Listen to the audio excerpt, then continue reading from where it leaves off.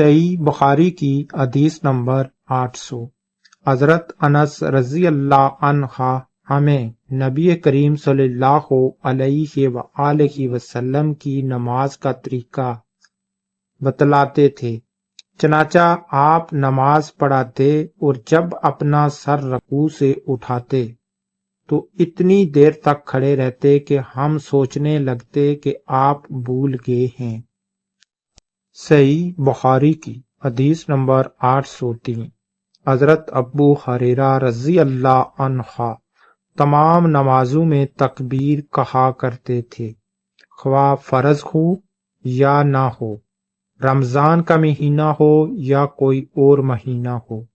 چنانچہ جب آپ نماز کے لیے کھڑے ہوتے تو تکبیر کہتے، رکوع میں جاتے تو تکبیر کہتے، تکبیر یعنی کہ اللہ اکبر کہتے، پھر سامع اللہ لمن حمدہ کہتے، اور اس کے بعد ربنا ولک الحمد سجدے سے پہلے۔ پھر جب سجدے کے لیے جھکتے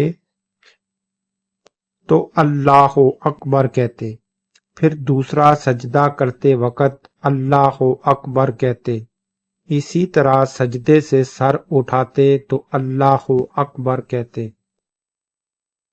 2 رکعات کے بعد قاعدہ اولیاء کرنے کے بعد جب کھڑے ہوتے تب بھی تکبیر کہتے، اور آپ ہر رکعت میں ایسا ہی کیا کرتے یہاں تک کہ نماز سے فارغ ہونے تک۔